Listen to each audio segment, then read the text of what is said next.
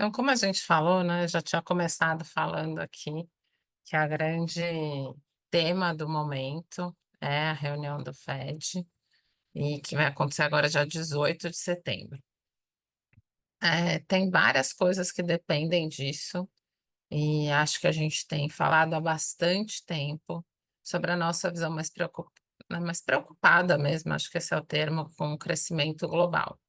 Então, essa taxa aqui que a gente está vendo, ela mede a probabilidade de cortes para a próxima reunião do FED. É como a gente tem aqui, né, com base nas apostas, nas curvas de juros, etc., eles atribuem diferentes probabilidades. O que que é diferente dessa cena aqui, né? A gente tem, na data mais recente, tá, 1/3 para cortar meio ponto percentual, 40, 1/3, né, depende do dia, e 2/3 para cortar 25 bips. Ninguém mais fala de não ter corte de juros. A questão é que ao longo dessa última semana, essa taxa oscilou de 25 bips para ter corte de juros, né, ou seja, 25%, 1/4 de chance, né, para ter um corte de juros de meio ponto percentual, para 60% de chance. Então as perspectivas aqui ainda estão bem abertas de poder ser meio ponto percentual. O que está impactando disso, né? Primeiro, a gente tem a fala do Fed, que é o presidente do Banco Central americano, a "Time has come", né, ficou famosa, finalmente, depois aí, né, de, quase 2 anos com as taxas de juros tão elevadas, na máxima histórica dos últimos 40 anos, a gente tem um momento de corte de juros. Porém, eh, quando se falava, né, de corte de juros americano, a gente estava precificando um cenário de a inflação se controlando, a economia continuando bem e aos poucos podendo voltar para a normalidade. Qual que é o problema disso, né? O problema é que a gente está tendo vários sinais de desaceleração.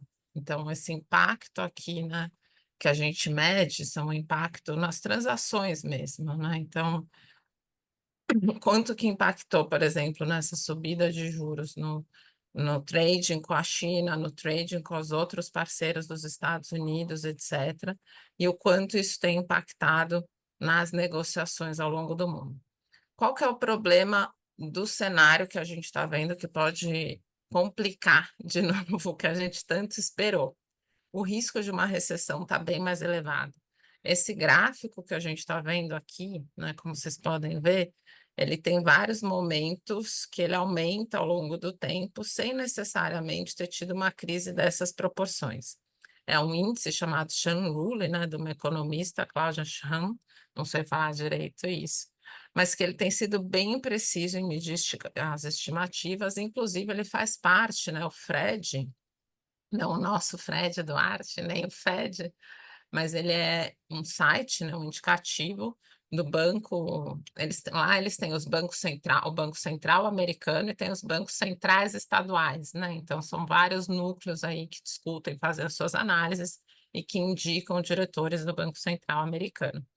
E ele é compartilhado pelo Banco Central de Atlanta, né? Muito bom esse site, é um dos que tem o maior número de informações aí, o de São Luís, tem muitos dados muito relevantes e é um indicador já bem comprovado, com bastante usabilidade. Então, o que a gente percebe, né? Se a gente olhar aqui o patamar atual, traçar uma linha pontilhada, em nenhum outro momento que ela esteve nessa patamar, ela acabou não se elevando para uma crise mais intensa, né. Pode ser uma crise aqui como foi 2002, não necessariamente um 2008 ou um 2010, mas não é um ruído como a gente vê em outras estimativas. Então esse dado tem sido bastante comentado, ele é realmente bastante alarmante, mas o que mais me preocupa de fato são os indicadores de emprego. A gente já compartilhou bastante sobre isso no mês passado, nos cenários, enfim, nos comentários aí, posts que a gente manda mensalmente, mas a gente percebe, né, 2 coisas. Primeiro, o ritmo de piora, né, dos dados de emprego. Então, quando a gente falou lá que bateu no 60% a chance de meio corte percentual, é porque a taxa de desemprego, ela veio de novas vagas, na verdade, né, aqueles que eles colocam as novas vagas de emprego, veio bem abaixo do esperado. Esperava-se 162.000 vagas, você não esperava 165.000 vagas, e vieram 142.000 vagas. Isso soma-se ao dado do mês anterior, onde tinha já ficado abaixo das expectativas, e onde eles revisaram o número de empregos, vagas novas que haviam sido criadas. Teve um erro no cálculo mesmo, e que simplesmente eles erraram em 800.000 vagas, o número de vagas que haviam sido criadas. Então, lembrando que o Banco Central americano ele tem duas métricas, né? Diferente do nosso, que só tem a meta de inflação, né? A nossa meta é só de controle de inflação, ele tem duas metas: emprego inflação, porque emprego é a principal estatística de crescimento, inclusive. Então, quando a gente olha para esses dados de emprego piorando rapidamente, ele abre a brecha para o Fed cortar mais juros, mas também abre a brecha para que a gente entre num cenário de recessão mais rapidamente, né? Junto com isso, obviamente, tem a preocupação com o crescimento econômico em várias regiões do mundo, né? A gente vai falar aqui muito rapidamente.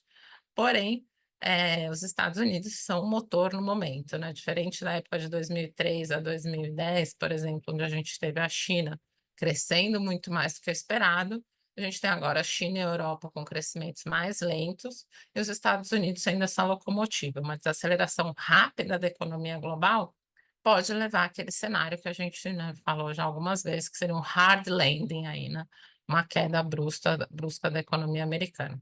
Outros indicadores que indicam nessa desaceleração são essa surpresa econômica aqui do CIT, que é um indicador que a gente gosta menos, né? Escola alívio aí, né? Ele gosta menos desses indicadores de confiança e de alta frequência, mas ele mostra diversos indicadores que vêm desacelerando e, como a gente comentou, muito mais fortemente na Europa e na China.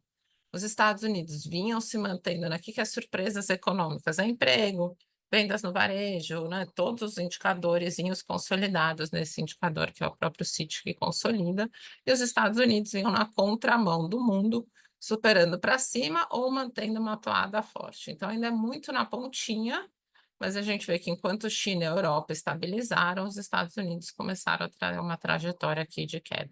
Pode ter uma volta rápida ou não, o que casa com esse dado de baixo. O que que é esse dado de baixo, né? Esse dado de baixo são os PMIs, né, de manufaturas e serviços, aqueles índices dos gerentes de compra, acima de 50% significa expansão, abaixo de 50% significa retração.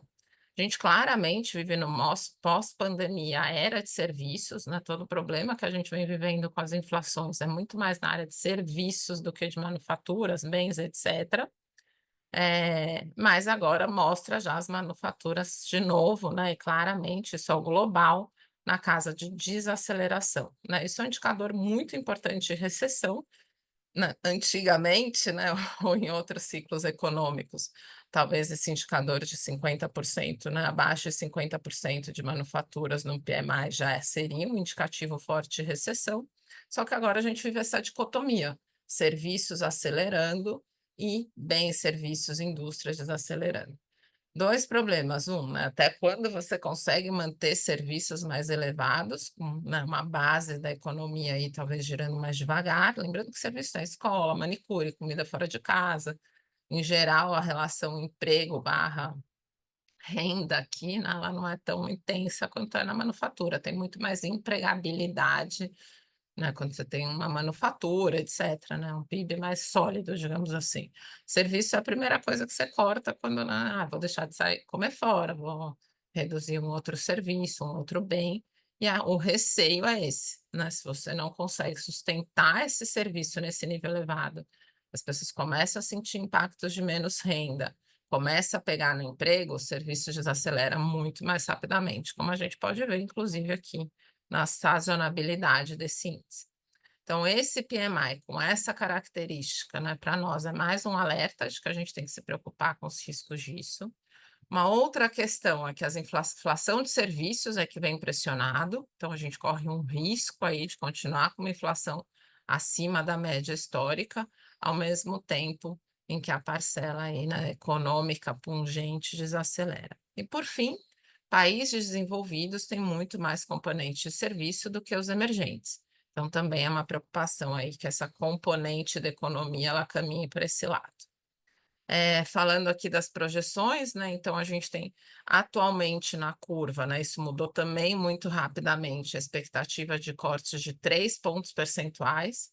Então, aliás, 3 pontos percentuais, não, na taxa indo até 3 pontos percentuais, então saindo de 5,25 indo até 3. Isso são os cortes implícitos nas apostas das curvas de juros. E aí, abaixo disso, já é um cenário de recessão, porque a gente tem uma expectativa aí, né, de uma inflação cedendo, mas a taxa de juro neutra nominal aí de toda a discussão que o mercado fala, alguma coisa entre 2 e 2,5. O mercado já projetou para 3 com uma inflação na casa de 2. Então já é um juros estimulativo, né? Sempre que o juros está abaixo da taxa neutra, o que é a taxa neutra? É a taxa de equilíbrio, né? Se eu conseguir manter a taxa de juros menos a inflação, aí é alguma coisa entre 2 e 2,5, a gente já tem um equilíbrio, né? Então, esse patamar de 3% ele é condizente, porém, o mercado já está beirando ali essa ponta. Um dado muito importante, né, que eu até postei uma coisa sobre isso também, tem aparecido muitas e muitas notícias falando sobre os dados de inadimplência na Fed Credit Card Delinquencies. Mostra o número de inadimplência aí dos últimos anos, num patamar também bastante elevado, né, com relação à média histórica. Esse gráfico é bem antigo aqui, ele vai até 2004, são 20 anos. A gente observa aqui que na época do 2008, né, o cenário teve pior, mas desde então a gente não tinha uma inadimplência tão elevada. O dado que eu compartilhei ontem é que esse ano, mais uma vez, o ano passado, isso já aconteceu, mas esse ano a gente já está superando o índice do ano passado, é o índice de falências, né, o bankruptcy. Então, aberturas de falências até agosto já está em 462, se eu não me engano, e isso só foi maior aí um ano nos últimos 20 anos, né? Só em 2010, que é justamente esse período bem complicado pós-crise de 2008, a gente teve o maior número de aberturas de falências. Então, aqui tem muitas coisas acontecendo. A principal delas é que o americano se acostumou a viver com uma taxa, né, de benefícios aí de renda extra bem elevada, muita liquidez, muito dinheiro livre, e aos poucos isso vem sendo cortado e é muito preocupante que as pessoas estejam endividadas já nesse período em que a economia está, né, tá ainda pungente, está forte. Então, você ter de novo, né? Tudo isso eu estou construindo com os nossos receios, que seja que uma vez que a ponta inverta, você desacelere muito rápido, e aí o Fed tem que fazer um corte muito rápido de juros, né? Então, a gente já observa aqui uma projeção de crescimento do PIB desacelerando. Acho que esse é o ponto principal aqui, né? Não há nenhuma grande preocupação, 2,5 está em linha aí com o crescimento global de países desenvolvidos, mas a gente espera já uma desaceleração aqui para os próximos anos. Eleições, né? Esse dado acho que o ponto principal, né? A gente fazer esse disclaimer, né? Está muito próximo às apostas, pode mudar tudo muito rapidamente. Não cabe a mim, certamente, ficar fazendo apostas, né, do quem vai ganhar, quem não vai ganhar.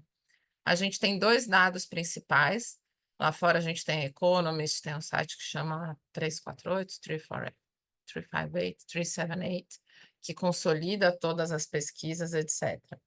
Quando a gente olha os consolidadores de pesquisa, a gente vê a Kamala com um pouco de margem à frente, né? 52, alguma coisa assim, 2 pontos percentuais, que é dentro da margem de erro. Melhorou um pouquinho mais recentemente na média aí, foi mais para perto aí de 3, 4 pontos percentuais, mas voltou.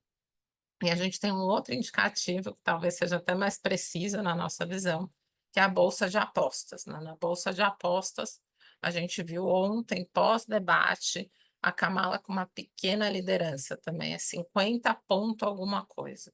Então, acho que está muito incerto, tudo pode mudar daqui até, né, as eleições, e eu não tenho bola de cristal para prever quem vai ganhar. Mas o que Lembrando o quanto variou isso, né, ao longo desses últimos um mês e meio, dois, né? A gente teve o Trump, quando sofreu o atentado, quase que as casas de apostas quase que garantiam que ele ia ganhar, tava só entregar a taça. E aí depois você teve a reviravolta do abandono do Biden e a entrada da Kamala, gerou uma animação do outro lado. E agora nós estamos no meio do caminho, que é super apertado em termos de quem vai ganhar. E o outro ponto que a gente acompanha aqui, que acho que é até mais importante, né, para você ter mudanças muito radicais, exigem o que a gente chama de clean sweep, né, que é quando você tem o mesmo partido ganhando as três casas, né, ganhando a presidência e ganhando também o Senado e a Câmara. E isso a gente acha que vai ser mais difícil, né? Você tem aqui também a gente olha casas de apostas, que tem mais chance de acontecer são os republicanos ganhar as três casas e mesmo assim tem 30% de chance de acontecer. A gente acha que pelo menos uma das casas vai ficar com um outro partido quando a gente olha pelo menos o que está sendo dito nas casas de apostas, né? Então tá bem apertado e acho que vai ser bem emocionante até lá o que a gente vai ver de É. eleições americanas. Junto com isso vem, eu acho que os efeitos da economia, né? O final desse último debate, os resumos que a gente ouviu, e aí já entrando aqui nesse slide um pouco, é que a Kamala, né, ela realmente tem se posicionado bem mais à esquerda. Então, eu vi, né, um resumo ali das percepções dos americanos em relação ao debate, que a Kamala se saiu melhor nos pontos todos de discussão aí, né, polêmicas, mas na questão econômica ela saiu mais mal avaliada.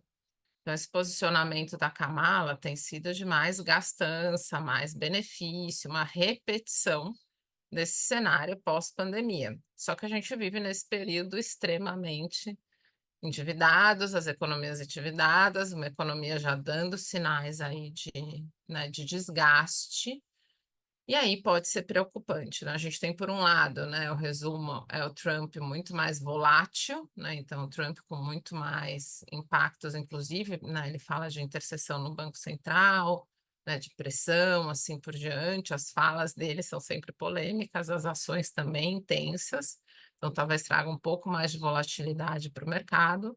Mas, por outro lado, as falas da Kamala deixam bastante preocupação em relação a essa gestão, principalmente das contas públicas. Lembrando, né, que a gente não trouxe nenhum slide sobre isso aqui, mas a gente tem as economias desenvolvidas todas no máximo endividamento histórico, isso crescendo, chegou uma época que a gente viu 5 trilhões por ano, né, de dólares. É uma coisa muito absurda o quanto tem crescido o endividamento. Aí falando aqui sobre os riscos, né, a gente então tem as três cenas, Marco, fica à vontade, você vai me cortando aí. A gente tem os três cenários, acho que a gente está falando sobre isso há um ano, talvez. É um cenário que ainda é o mais provável, o soft landing, então a gente conseguir pousar essa economia, né, o landing de pouso, em taxas de juros mais amenas, e aí, com base nesse cenário, a gente teria estabilidade política. Esse é muito positivo para o mercado, né? Acho que o mercado, talvez inteligência artificial, vem performando muito bem nos últimos anos, né? Mais precisamente nos últimos 18 meses, 18, 19 meses, mas o restante da economia, os ativos de risco vêm sofrendo, inclusive os países emergentes. Um mercado onde a gente consegue reduzir as taxas de juros, mas sem grandes desacelerações da economia, sem dúvida nenhuma, ele é benéfico para o mercado como um todo. Então, a gente ainda atribui É, uma. Pode falar. desculpa. Não, a gente tinha esse cenário de arremetida com um pouco mais de probabilidade. Acho que isso no começo do ano parecia bastante verdade e aconteceu. Agora a gente está migrando para um cenário de que vai ter desaceleração, 80% de chance, e a gente divide aqui entre soft landing e de fato uma recessão. A gente comentou aqui também que a gente está naquele momento que é o make it or break it, né? Ou você vai conseguir fazer o pouso suave, ou você vai ter uma recessão que provavelmente vai ser um pouco mais grave. Então, uma preocupação é que se o Fed viesse com cortes muito agressivos, o mercado percebeu ou entender que o Fed está vendo alguma coisa que o mercado não está. Então, a gente teve, né, como a Chica comentou lá no começo, as probabilidades de você, quando saiu o payroll na semana passada, a probabilidade de você cortar 50 aumentou para caramba, era praticamente era 50% quase na semana passada, né, quando a gente montou essa apresentação. Depois saíram dois dados de inflação, de núcleos de inflação. Ontem saiu o núcleo do CPI, hoje saiu o núcleo do PPI, um pouquinho acima do esperado, os dois.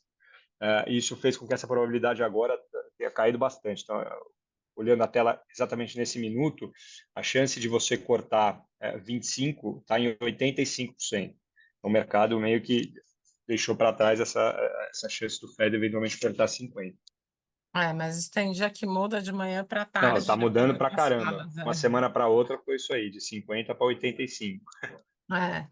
Passando por 40.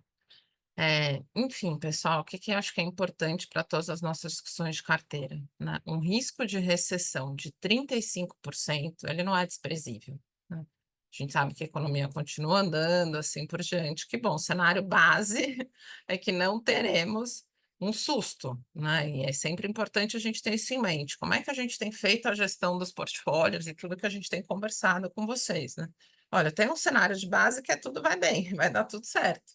Mas o risco de uma recessão em 35%, não somos só nós que falam, né? Até perguntei ontem para o nosso amigo ChatGPT como tem sido as citações, né? Como tem aumentado os trending topics aí em relação a tanto bankruptcy, inadimplência, quanto desculpa, bankruptcy, né? As falências e as inadimplências. E, de fato, isso vem crescendo ano a ano. Então, desde o ano passado, esses dois termos têm sido muito mais citados em diversas matérias de economia, né? Eles não cobram a rede social, até olhei uns outros sites de rede social, mas é menos confiável e acho que para esse tema não é tão interessante. Mas em matérias mesmo, em notícias, esse tópico tem aumentado muito rapidamente. Para mim, isso é um grande indicativo, né, da preocupação com a recessão. Então, quando a gente tem posicionado as carteiras, já no resumão, talvez seja a posição mais importante aqui da nossa reunião, muita gente perguntar, mas esse risco, né, da bolsa disparar, a gente está um pouco mais conservador, mas, né, uma visão mais cautelosa, etc. Lembrando que a gente tem trabalhado com troca de riscos, né? Então a gente pode ter um pouco menos de bolsa, mas tem mais NTNB, pré, outras variáveis. Você supera essa crise com muito mais tranquilidade. Então, se vier 35% é relevante, a gente tem que estar muito preparado para isso e não entrar de peito aberto. E acho que é isso que é esse grande resumão aqui, é o ponto principal, né? Lembrando que a gente tem falado dos Estados Unidos, mas mais preocupação que isso, inclusive, é a China e a Europa, como a gente viu. Talvez China, ninguém espera que a China desacelere de nada, né? Tudo lá é muito controlável, não é uma economia de livre mercado que sobe, desce, recupera.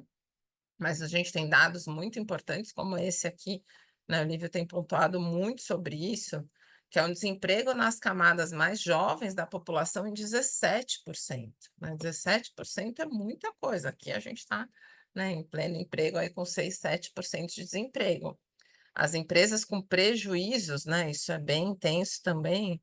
Ela está no maior ponto em 15 anos, né? Então, o maior nível aí de prejuízos, com quase 30% das companhias operando nessa parte. A gente sabe, né, que eles têm feito uma reestatização de parte dessas economias, mas também não sabemos até quanto o governo consegue segurar a estabilidade social, etc. E, enfim, né, com endividamento bastante complicado. Quer falar um pouco aqui, Bisma, complementa? Vamos lá.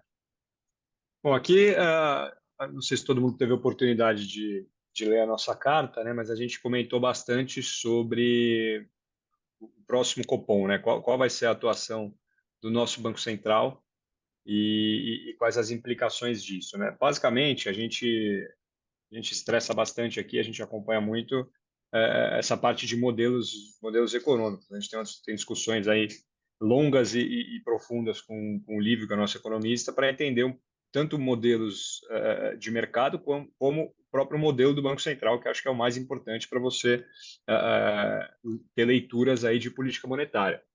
Basicamente, qual que é o ponto aqui, né? O modelo do Banco Central, e isso a gente atualizou nessa última reunião que a gente fez de cenário, ele precifica uma inflação lá na frente, em junho 26, né? Daqui 18 meses, mais ou menos, que é um pouco mais, né?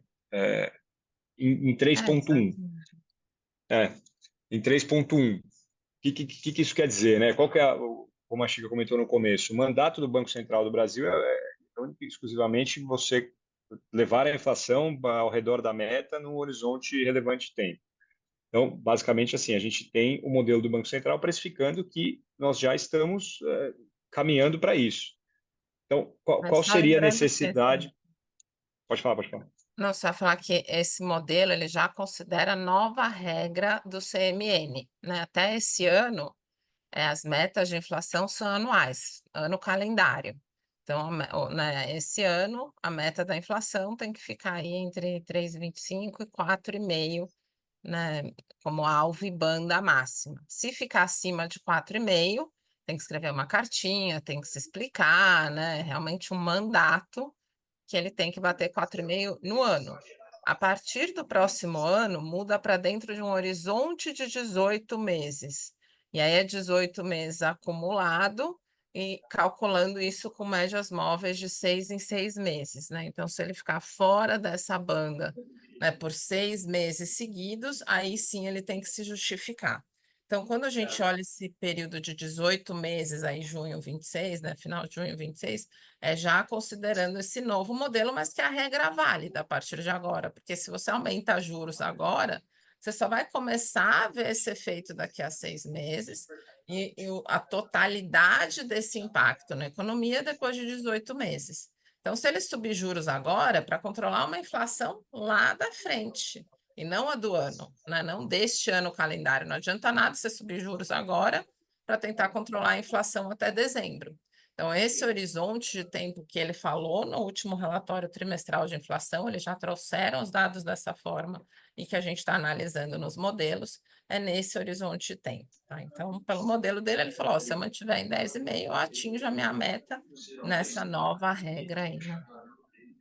Exato. E por que que agora o mercado praticamente precifica como certo uma alta de juros, né? Acho que foi muito bom, a gente está tendo uma transição aí de comando, né, do Banco Central, com a chegada do Galípolo, que foi apontado aí mês passado como oficialmente o novo presidente do Banco Central, e tem uma questão de credibilidade, né? Acho que o ponto é um pouco esse, assim, a gente tem visto ele falar bastante para tentar comprar essa credibilidade e o mercado acabou indo nessa direção, precificando que vai ter que subir juros eventualmente para comprar essa credibilidade. E já se fala em Lembrando. corte no ano que vem, né? Que é curioso, né? A gente fala, política monetária funciona em horizontes aí de 18 meses. Você subir para cortar ano que vem também é um negócio que não faz tanto sentido. Não faz Pode sentido falar. nenhum, se aumenta e muda. Não, eu ia falar que tem toda a pressão do governo, né, para cortar juros, todas as falas, né, do presidente Lula, da Gleisi Hoffmann, etc., que criticavam muito o Roberto Campos por não cortar juros, né? Então, essa ideia de que um novo indicado como presidente do Banco Central entraria com mandato de corte de juros, ela é rebatida quando ele fala: não, se precisar cortar, subir juros, eu subo. Só que se tem uma coisa que eu aprendi nos últimos anos, né, que o banqueiro fala aí, né, o banqueiro em termos, né, jocosos aí, mas que o presidente do Banco Central fala, o mercado acaba tomando como verdade. Ele falou: se precisar subir juros, eu subo. O mercado foi para cima, já projetando até 2 cortes, 1,5 ponto de subida na Selic. A questão, acho que só complementando um outro ponto, assim, a gente teve recentemente uma mudança na tarifa de inflação. Isso é bem recente, ainda não foi incorporado nos modelos, mas segundo os dados do Lívio, né, da inflação, não, desculpa, de luz, né, de energia elétrica, e que isso impacta na inflação. Segundo os dados do Lívio, isso pode ter um impacto significativo, levando a inflação desse ano já para 4,5%, e aí talvez, né, o próprio Banco Central mude as projeções deles, colocando um pouco mais de inflação. Aí não seria 3,1, seria 3,3 nesse horizonte de 18 meses. Tudo bem que a meta é 3, né? 3,3 eu estou na meta, eu não estou na meta, né? Então, 3,1 todo mundo entende que é 3. 3,3 já pode abrir uma margem aí para essa discussão técnica também, com base no próprio modelo do Banco Central. Só que, de novo, né, para o nosso modelo, o modelo do nível, ele teria que subir os juros, né? A gente precisaria subir juros até 13,5 para conseguir chegar nessa inflação. Então, esse cenário que a gente fala que o Banco Central dá um totozinho nos juros, né, eu subo só um pouquinho para cortar depois, é que não faz sentido tecnicamente na nossa visão. Talvez faça, né, aí como uma forma de tentar construir uma credibilidade mas na nossa visão isso é muito frágil, né? Que é isso, é compra credibilidade dando um passo tecnicamente errado. Não sei se o mercado é tão bonzinho, né? Na nossa visão, isso vai trazer mais volatilidade, mais pressão, mais dificuldade para eles se firmarem no técnico com base nos modelos deles, que deveriam ser o caminho a seguir aí, né? Ou seja, ainda está em aberto a próxima reunião aqui no Brasil também, mas acho que pelo mercado, as probabilidades bem mais altas é que ele vai ter que subir juros. Chegou a precificar meio ponto percentual aqui também, mas aí, né, tanto o Guilherme quanto o Roberto Campos, né, os outros diretores aí do Banco Central, falaram que se subir será parcial, né? Então, se tiver subida de juros, essa subida de juros é parcial, e aí seria mais 0,25 do que meio. Acho que as chances são bem essas, né? Na nossa visão, como a gente falou, não faz tanto sentido tecnicamente, mas a probabilidade maior, sem dúvida, é essa. Sim.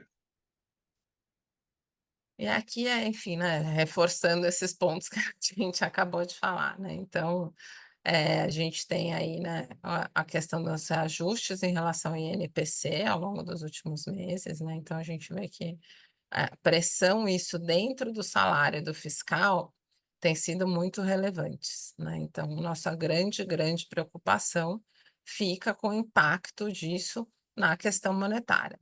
Lembrando que, não, se a Selic for para 12%, mesmo com uma inflação indo para 4,5% esse ano e cedendo um pouco mais, a gente está falando de um CDI real, ou seja, descontando a inflação, na casa de inflação mais 7. É muito alto esse juro real. A gente só teve esse juro real, né, nas últimas 2 décadas aí, né, desde, enfim, né, da Plano Real e assim por diante, onde foi realmente estabelecido o regime de metas da inflação, que é em 2004, né, aliás, 2004 é o Plano Real, não, em 2004 começa o regime de metas da inflação, então faz exatamente 20 anos.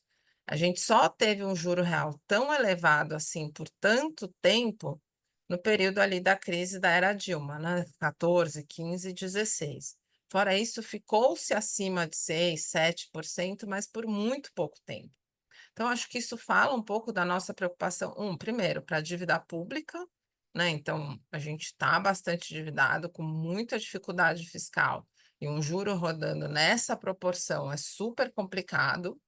Segundo, para a economia, né? Como é que você consegue manter uma economia acelerando? A gente está com dados bons de emprego, etc., nesse nível de juro real. Lembrando que o PIB vem sim surpreendendo para cima, mas muito ainda, novamente, por conta do agro, né? 1/3 do nosso PIB é o agro. Outros setores da economia, nem todos vão tão bem. Então, a gente tem um problema estrutural, né? No momento, a gente tem toda a questão de envelhecimento da população.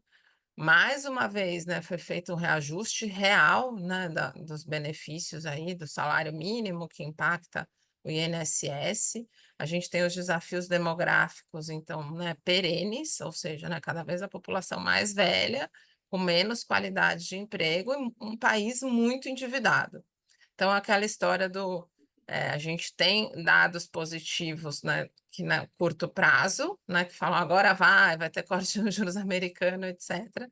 E a TAG tem sempre trazido essa visão muito mais cautelosa aqui para a economia, onde a gente não vê nenhuma chance dessa meta fiscal ser atingida, nenhuma talvez seja forte, mas uma probabilidade baixíssima dessa meta fiscal. Lembrando que esse ano a meta é de 0, né, de déficit fiscal. As nossas projeções estão em menos 0,8, e aí menos 0,8 também era 0, eles baixaram para menos meio, né? E no ano que vem meio. Não, era meio, baixaram para 0. Então é 0 esse ano e meio ano que vem dessa conta aqui de superávit. A gente não enxerga como isso vai acontecer, a gente está aí em setembro, praticamente um trimestre. Uma boa parte das contas feitas pelo governo são de reversão, né? São aquelas contas que não são pagas, são destinadas às pastas, etc., e não são pagas, mas ainda assim, na nossa visão, a gente não consegue bater o déficit fiscal. A gente tem um país com juro real extremamente alto, bastante endividado, e o estrutural aí com questões, né, que eram as questões demográficas, etc., que ajudavam, meio enfim, né, descontentes aí com a realidade.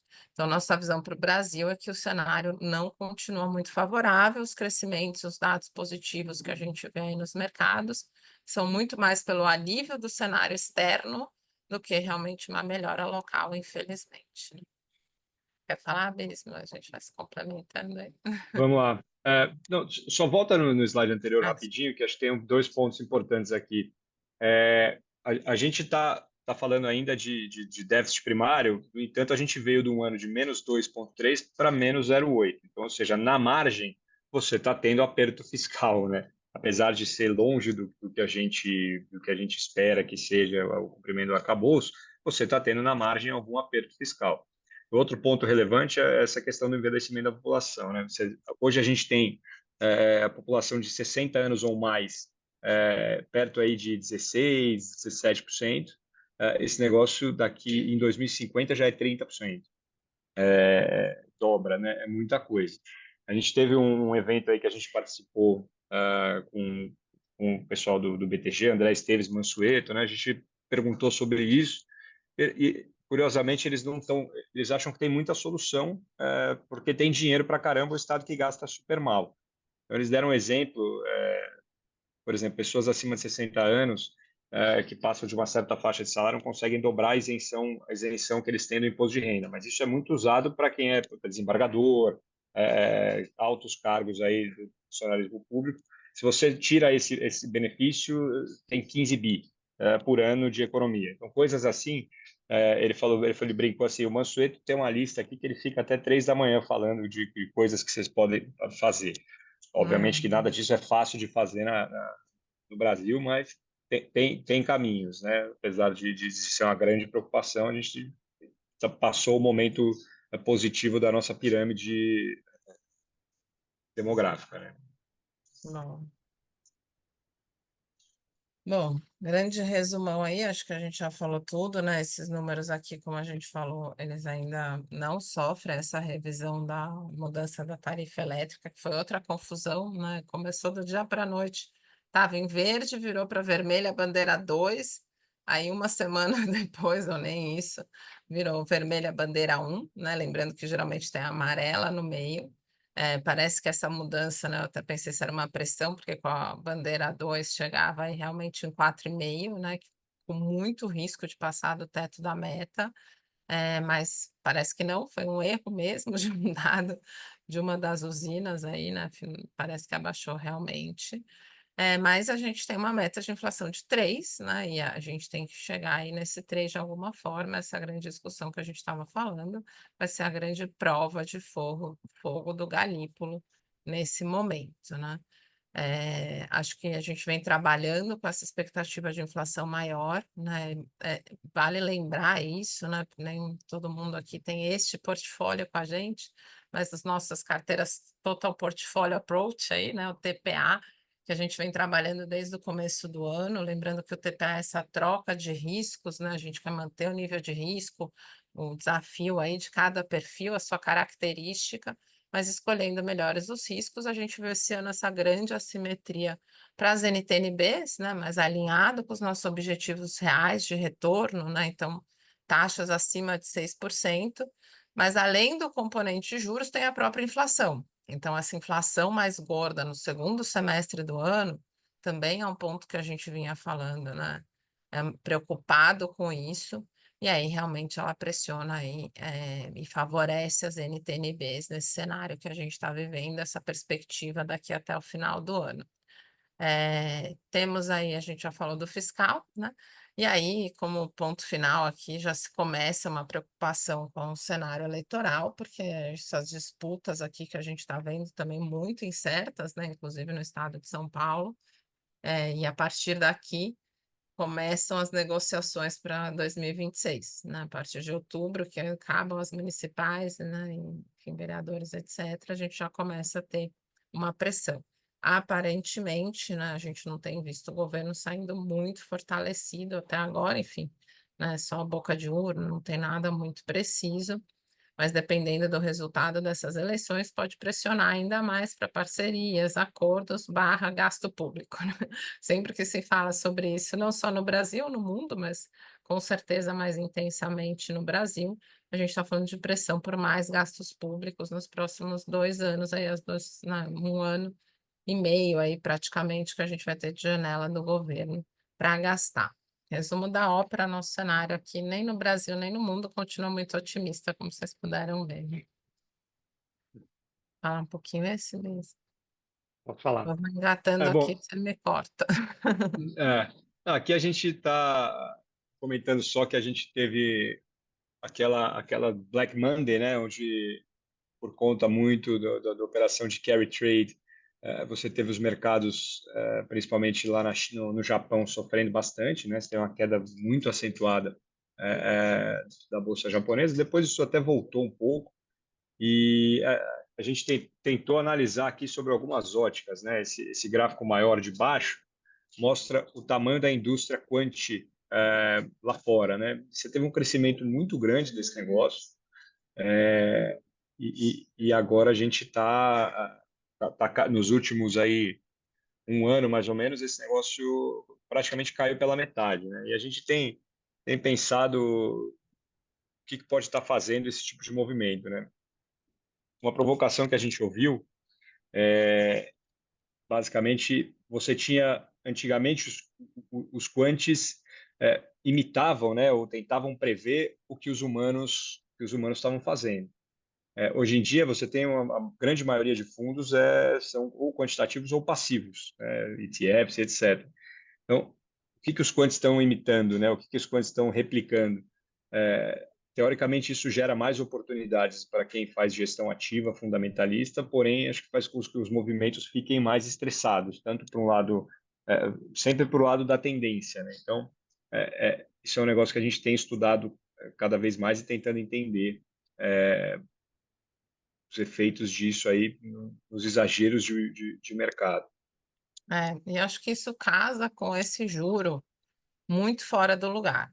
Então, o que que é esse carry trade aí do Japão, né? Basicamente, a taxa do juro americano, do juro japonês próximo de zero, com um título americano pagando aí 5%. As operações de carry trade são aquelas operações que são feitas com as moedas, mas quando você faz, né, uma operação de moeda de um país, você compra a moeda e vende os juros, né? Você não fica só comprada na moeda, é uma troca, né, esses derivativos.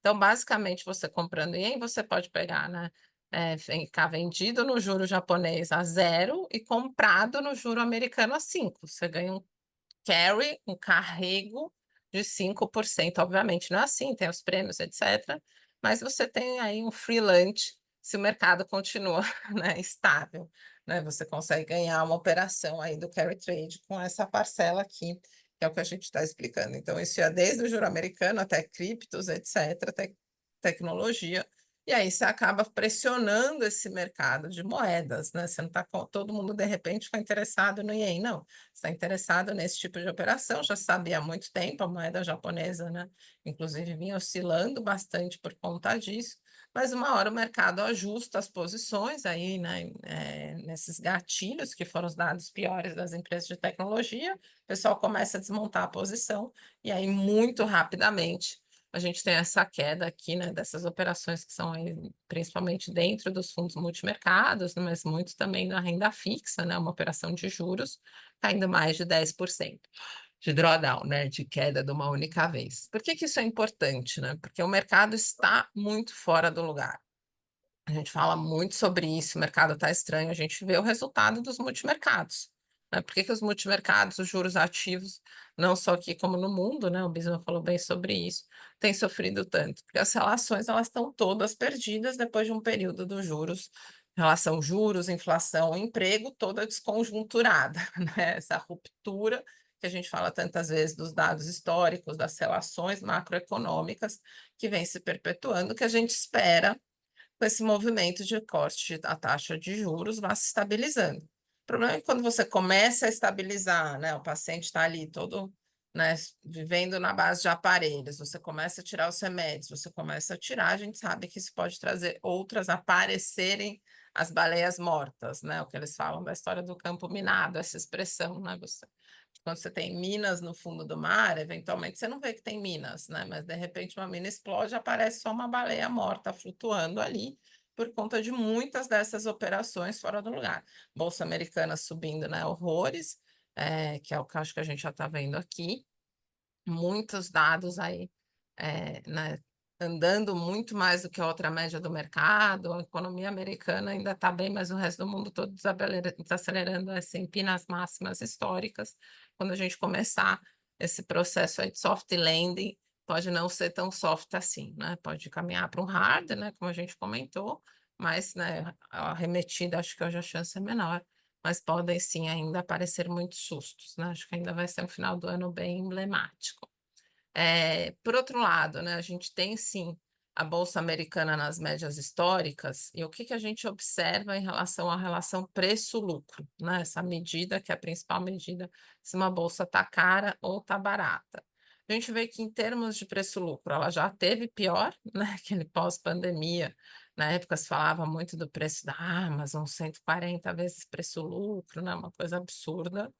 Mas a média histórica dos últimos 30 anos é 16,7.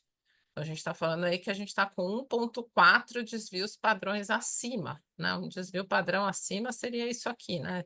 Ali 68% de chance dos dados estão dentro aqui desses dois tracejados, né? Que é um desvio padrão. A gente já está bem acima disso e todos os indicadores também apontam dessa forma, né? Por outro lado, tem uma taxa menor de dividendo e aí todos de preço muito acima da média. Ou seja, a gente está longe de ter uma bolsa americana barata, né? Com certeza não está aí no curtinho prazo, talvez tão esticada, mas não é uma bolsa barata. Outro dado Esse gráfico interessante. de baixo é interessante, que ele mostra basicamente se você compra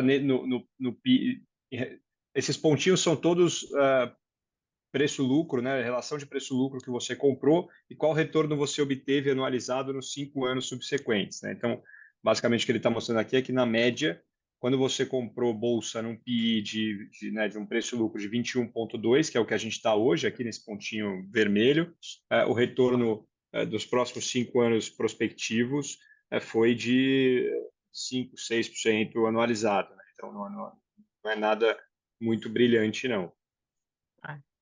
É justamente por isso. Certamente você não está comprando barato. Vale reforçar, né? A gente tem todo o movimento aí dessa reversão que aconteceu no começo do mês passado, a tal da Black Monday, quando a Nvidia caiu nessa época, chegou a cair 26%. Lembrando que a Nvidia é a principal empresa de tecnologia, ela chegou a subir 170% no ano, realizou uma boa parte disso, continua forte, porque o lucro dessa empresa vem acompanhando o crescimento. O questionamento é até quando você consegue manter esse crescimento de lucros nesse nível absurdo. E, de novo, né, quando você começar a corrigir, isso vem todo de uma vez. Então, a gente tem enxergado aí outras formas, a gente tem, né, o fundo ali de tecnologia dentro da carteira de offshore, tem outras formas onde a gente consegue capturar esses efeitos que não sejam esperando essa reversão ou esperando esse retorno medíocre ali ao longo dos 5 anos. Outro indicativo importante, né, o André fala bastante sobre isso, é que o Warren Buffett, né, a empresa dele, a Berkshire, tem vendido suas ações, chegou a vender aí 277 bilhões, né, ou seja, não vendido necessariamente, né, mas o caixa atual está em 277 bilhões de dólares, e fazendo isso através de venda de ações. Então, acho que esse é um indicador importante aí também da nossa visão mais pessimista de cenário. Falando aqui, então, a gente já falou bastante sobre isso, né? Mas o que são as chances aí de crescimento e corte, né? A gente fez uma análise, né? Nesses períodos de ciclo de redução de juros nos Estados Unidos, a gente teve 12 ciclos desde 1984. Apenas 3 deles, né, um quarto, foram em situação de pouso suave da economia. 12 não, né, 75%, 9 desses 12 foram uma recessão ou algum crash. Eu acho que aqui a gente tem que colocar sempre a visão, né, da estatística, né? Eu gostei que a gente falou aqui do pano verde nos jogadores de golfe, que a gente vive um cenário muito diferente, por exemplo, do que foi 2008, que realmente foi um crash, em seguida você cortou juros, aqui a gente tem mantido os juros muito acima da média histórica, então esses odds aqui, nessas apostas de para quanto que lado a gente pode ir em termos de cortes, eles são delicados da gente entender. Porém, o fato é, de novo, né, uma chance muito elevada de que esse corte venha mais rapidamente. E aí, se a gente pegar os retornos, né, antes desses períodos de choque, né, quanto que era o retorno 9 meses antes, 6 meses antes, 3 meses, nessas crises todas que a gente está absorvendo aqui, né, no soft landing, a gente não teve, na maioria dos cenários, um cenário em que a economia estava bombando como está agora, né? Então, no hard landing, sim, muitas vezes era um cenário aí super positivo de retorno, e aí depois de um dia para o outro você tinha o corte. Resumindo, acho que já falamos bastante. Barbas de molho e muita atenção, né, aqui nesses dados. Falando do cenário local, o que a gente tem? Peraí que eu não estou vendo a parte de cima, né? Primeiro, né, a gente tem uma forte descompressão no risco país ao longo dos últimos meses. A gente falou bastante sobre isso, que isso não casa com o que a gente está vendo na vida real. Quando a gente observa o real versus os pares, né, a gente observa que essa descompressão ela é mais global e, de novo, mais relacionada. Fico vendo umas coisas aqui na frente, eu não estou conseguindo me tirar da frente da tela. Consigo, perdão. Ela está muito mais relacionada, talvez, né, à descompressão do cenário global por conta de uma perspectiva de corte aí, né, da taxa de juros, do que, de fato, uma melhora no risco país. Acho que já esteve pior, né, sem dúvida nenhuma, quando a gente tinha ali as falas do Galípolo, do governo muito em cima, o receio de que o Galípolo seria totalmente desconectado da equipe, ou seja, a transição entre, né, os dois governos, dois presidentes do Banco Central está sendo mais tranquila do que a gente esperava. Não significa necessariamente vai ser bom, mas nesse sentido, sim, ele tem dado sinais, né, e alinhados com o mercado, de que está disposto a fazer o que for necessário aí para manter a inflação na meta. Acho que a percepção já foi muito pior, mas está muito mais relacionado ao cenário global do que ao cenário local. Isso fica mais nítido ainda quando a gente vê, né, o comportamento do Brasil. Isso já vem permanecendo assim há bastante tempo, como a nossa moeda está descolada dos pares, né? Tanto no termos de commodities quanto nos outros pares da América Latina. E por fim, né, isso também se explica por um diferencial de juros muito mais alto.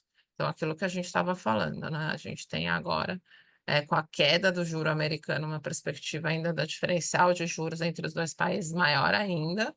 Isso torna o país atrativo justamente para essas operações de carry trade que a gente estava falando ali em termos de Japão. Mas, por outro lado, um país mais custoso, um país com risco, um país pior, e a gente aí cavando até 200 bips de aumento na curva de juros, né? Então, acho que esse dado aqui também está bem em linha com o que a gente está vendo aqui mais recentemente, que o mercado continua precificando uma Selic passando de 12% ano que vem, né? A curva está muito, muito empinada. Aqui. Falando em termos de bolsa, né? De novo, a gente já comentou que essa melhora na bolsa, apesar do pessoal aqui querer sempre se animar, né? A gente sempre acha que é a gente que está melhorando, e a gente vê aí a mídia, ou enfim, né, as pessoas, os participantes do mercado, tentando encontrar uma justificativa local para melhora nos dados. Mas é bem nítido, a gente acompanha muito de perto esse monitor de fluxo da B3, que essa melhora está mais relacionada à entrada do investidor estrangeiro com essa descompressão aí que a gente já falou bastante do mercado global. Então, quando a gente olha esse dado atual da relação preço-lucro, né, ele já foi uma mínima histórica, né, ele já foi ali 6 e pouco. Agora a gente já está um desvio padrão abaixo da média, né, não é tão descolado assim. E quando a gente faz essa relação com o juro futuro, né, então o que que é earnings yield? É quanto, né, esse rendimento, esse lucro aí embutido nas taxas do Ibovespa dariam de renda para o investidor menos o juro real de 10 anos, né? Então, quanto você ganha como investidor recebendo o lucro aí embutido nas contas do Ibovespa, menos o nosso juro das NTNBs de 10 anos. E a gente vê que ele está no menor patamar histórico em termos de atratividade. Então, a gente já não está mais no pior momento em termos de bolsa muito parada, né?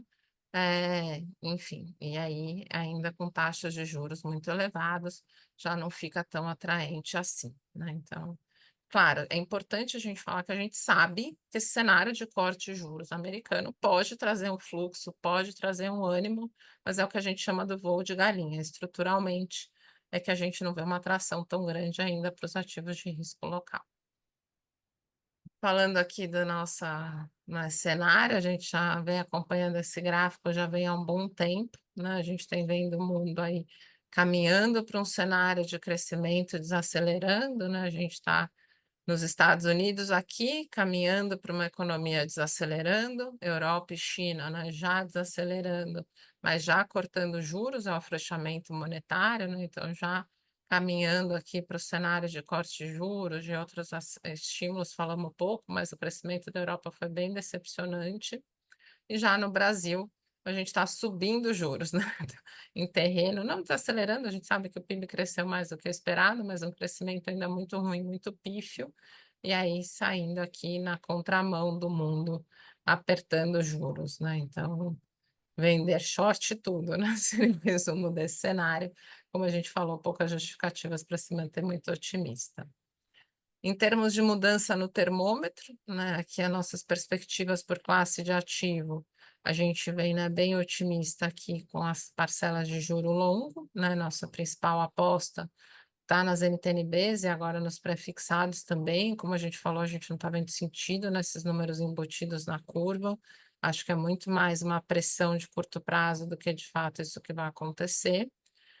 No crédito, né, a gente já vinha no menos meio para o high grade, foi para -1, os spreads fecharam muito, muito mesmo, né? A gente tem conversado com todos os gestores, indo naquela linha de solicitar que eles fiquem com um pouco mais de caixa nesse período para aproveitar novas oportunidades. E dentro dos fundos high yield, aí sim, a gente ainda tem um carrego médio de CDI mais 3, com, né, operações muito bem estruturadas, com garantia, principalmente aí, né, uma boa parte pega esse cenário agro mais robusto também, e com o CDI real de inflação mais 7, você colocar qualquer coisa em cima disso, né? Você tem a inflação mais 7,5, inflação mais 8, o crédito ainda continua sendo a classe mais atrativa nesse curto prazo, lembrando que as NTNB são longas, né? Por isso muitas vezes é melhor você comprar uma NTNB longa do que um crédito curtinho e também por não concentrar. Mas continua sendo no curto prazo o melhor carrego, sem dúvida nenhuma. A gente tem feito esse aumento no crédito em entretenimento dos multimercados estruturados e da Bolsa, também seguimos no negativo, no menos meio aqui, né? Chegamos a botar um pouco mais de caixa quando a Bolsa bateu nos 135 mil pontos. Esse movimento tático a gente tem feito através de caixa dos fundos. E investimento no exterior, na verdade, aqui mais em relação à questão da dolarização do portfólio, né? A gente sabe que subiu bastante, mas também por essa renda fixa muito atrativa, tem sido uma classe importante aqui ainda nas nossas carteiras. Acho que eu falei tudo, né? Nossa carteira de exterior, ela é bem protetiva para esse cenário offshore, né? Falou, mas a gente está tão preocupado com isso, mas a gente vê que o grosso da nossa aposta é nesses títulos públicos, né? 30% aí que pegam bem esse movimento de corte de juros, 25% nos alternatives que estão performados super bem e bem mais conservadores em relação à parcela de equities aí. Acho que é isso. Esqueci alguma coisa? A Bisma quer me complementar? Não, acho que não, falou tudo aí. O maior destaque mesmo é preocupação aí com high grade no Brasil. Os multimercados também sofrendo bastante. E a gente dando um peso maior aí para high yield, renda fixa principalmente, né, com coisas bem interessantes. E acho que uma classe de ativo que vale a pena aí para os gestionários começarem a olhar com mais carinho é a parcela ali de special seats. A gente deve começar a mostrar coisas assim para vocês, porque tem muita coisa interessante, com bons retornos e risco-retorno bem controlado, assim. Então, é mais longo, os geralmente são fechados, mas acho que vale olhar com atenção para essa classe aí que tem crescido bastante. É. Vamos lá, pessoal. Parte de dúvidas, comentários, considerações, participações especiais. Vou ver se eu consigo voltar e ver a carinha de vocês sem tirar a apresentação.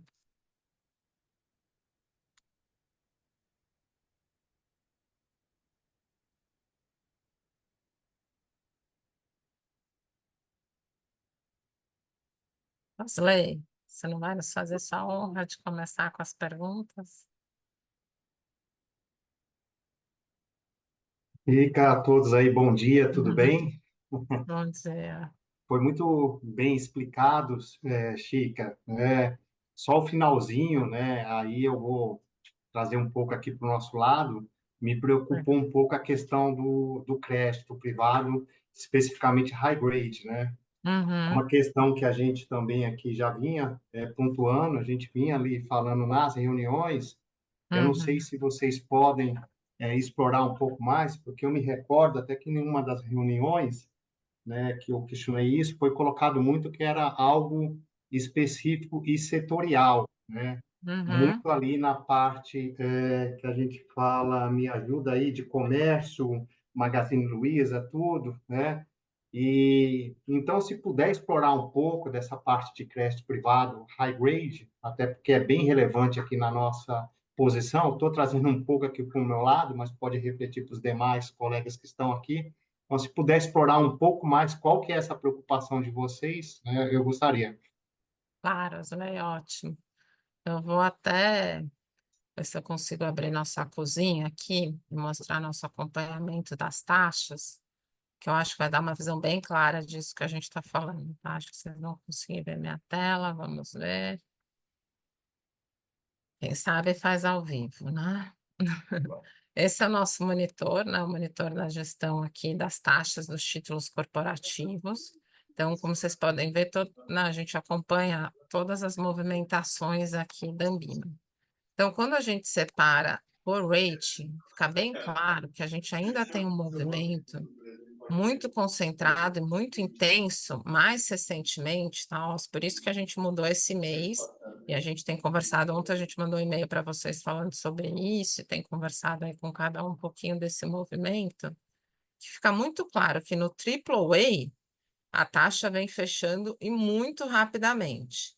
Então, primeiro, a média não é assim tão ruim, né? A gente tem uma média de 1,12, né, nas taxas AAA, mas é a menor taxa histórica aqui desse período recente, né? Então, a gente consegue ver aqui, vai, desde janeiro, a taxa estava 1,55 e agora a gente tem uma taxa aqui de 1,12. O que é o importante a gente olhar sobre isso? E aí a gente já vai falar um pouquinho aqui do resultado das conversas que a gente tem tido com gestores. Eu tinha visto um drill up aqui para ver se eu conseguia voltar de uma vez, mas acho que não, tem que voltar aqui na mão. Quando a gente pega. Ixi, fui muito inteligente aqui no meu movimento, deve ter um jeito mais fácil de fazer isso. Mas quando a gente sai desse AAA, acho que era isso que a gente vinha conversando com vocês há algum tempo, aí a curva já está diferente, né? Então, o indexador sempre, o DI+, que é onde a gente consegue ver esse movimento mais claro, e aí a gente vê que sim, sem dúvida nenhuma, a gente teve uma queda da taxa também, mas ela nem está, né, tão ruim quanto estava em dezembro ali, né, quanto estava em fevereiro, pré-americanas, mas é uma taxa que fechou bastante. Mas não é o mesmo movimento. Então, o que a gente tem conversado com gestores recentemente, alguns gestores, eu não vou citar o nome aqui que nem todo mundo tem, mas os nossos gestores mais conservadores, que compram aquelas taxas primeiras linhas, eles já colocaram muito caixa. Tem gestor aí da nossa carteira com quase 50% de caixa no portfólio. Esses gestores, né, por estarem mais conservadores, enfim, né, eles têm falado sobre essa preocupação com fechamento muito intenso e também uma piora em termos de prazo. Então, o que muitos gestores estão fazendo, né, que a gente até observa isso, comprando títulos com taxas cada vez mais longas, e aí a relação prêmio risco-retorno não valeria tão a pena. Dentro da nossa carteira, esses gestores mais conservadores, né, que são os gestores aí mais high gradezão, os D30, etc., eles já estão operando com bastante caixa, já vinham sinalizados para a gente. E a gente prefere fazer esse movimento nos fundos restritos, né, que a gente trabalha, do que colocar, ficar sacando que vai cair daqui a 30 dias, 60 dias, 90 dias. Aqueles gestores que são mais mid-yields, eles já têm visto uma estabilização maior do mercado, e de fato, se a gente pegar aqui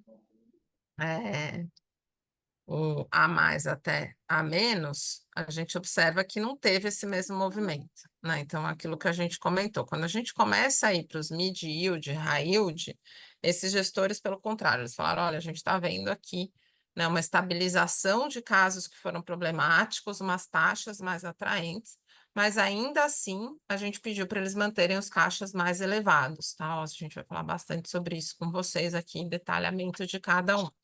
Então, um movimento no momento tem sido deixar mais caixa nos gestores mais high grades e movimentar a carteira indo em linha com os mais high yield, mid yield, que não é bem high yield, né? A gente tem poucos high yield puro sangue aqui, com taxas bem atrativas, mas que a gente vê que o que? Esse provavelmente é o próximo movimento. O mercado sempre faz assim, né? Ele primeiro ajusta bem, AAA, foi lá embaixo, não tem mais o que comprar, o pessoal começa a comprar as taxas mais elevadas. Uma informação interessante também, que a gente conversou com o gestor essa semana, é que quem tem captado são os grandes bancos. Os gestores independentes não estão captando tanto, na verdade, né? Quem tem captado são os bancões aí nos fundos DI, e aí eles espremeram muito esses spreads dos AAAs, né? Então é mais esse movimento do que um movimento de piora de percepção de risco, né? Não é isso que está acontecendo, que a gente acha que o spread fechou muito, melhor ficar um pouco mais de caixa para pegar as próximas oportunidades, e a gente tem sim reduzido a posição dessa forma, tá? Ó, a gente vai fazer um resuminho aí de fundo a fundo para vocês. Excelente, Chica. Obrigado, hein? E Ah, já eu já vou em outra pergunta aqui também, na parte ótimo. aí, olhando bolsa, né? Ah, antes perguntar se talvez alguém, né, não queira fazer outra pergunta, né? Só para não tomar também aí o tempo. Mas ninguém, pessoal.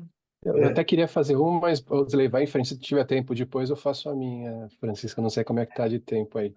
Eu estou Mas tranquila. deixa, vamos levar em frente. Daqui a pouco eu queria Boa, perguntar sobre a André. NTNB, mas Então, eu vou fica à entrar aqui na vontade. renda variável, de novo aqui no Bolsa, né? Hoje o termômetro está menos 0,5, tá?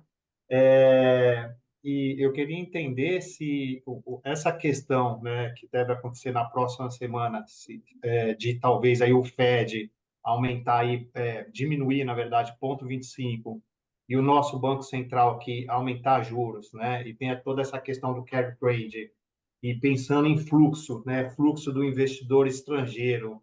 Isso não pode ser uma oportunidade para a Bolsa, além de considerar que as empresas, né, estão bem, tem toda aquela questão, né, do PL que está baixo, tudo. Isso não pode virar uma oportunidade para a Bolsa? Osleia, eu vou falar minha opinião, Bisma me complementa, tá? Ah, Eu acho que um fluxo mais intenso para os países emergentes pode aparecer se o discurso ou o corte de juros for mais intenso do que se espera. Porque esse corte de 25 bips, que agora parece ser o mais provável, né? Ele já está no preço, é sempre assim. Então, acho que tem duas coisas acontecendo lá fora, né? Se o discurso vem, vamos cortar, o ritmo vai ser mais intenso, vai ter mais corte, né? A economia está ótima e mesmo assim a gente vai cortar, pode sim ter um fluxo maior para os mercados emergentes e isso sobrar aqui para o Brasil. Por outro lado, essas questões jurídicas, né? Essa briga com, enfim, com o X, com Elon Musk, esse tipo de coisa, a gente tem visto notícias bem negativas saindo também em relação ao país na mídia lá fora. É, não sei, enfim, né? Acho que isso não impacta aquele fluxo macro para país emergente se a corte de juros na próxima reunião ou a fala em relação às outras reuniões for mais otimista e mais intensa. Se não for, eu não vejo uma perspectiva com fluxo muito intenso para o Brasil nesse momento, né? eu acho que você pode ter um fluxo para renda fixa, né, por essa abertura de diferencial de juros. Para você ter fluxo e uma melhora, né, de perspectiva para a bolsa, você tem que ter a curva longa fechando, né? Então, não só queda de juros lá fora, mas entender como que vai ser esses movimentos do BC aqui e os comunicados para ver qual vai ser a leitura do mercado. Se de fato ele vai conseguir comprar essa credibilidade com juros mais altos e a gente vai sofrer um período aí com juros mais altos de curto prazo, mas a curva longa fechar, aí a gente pode ter sim um movimento mais positivo para a bolsa.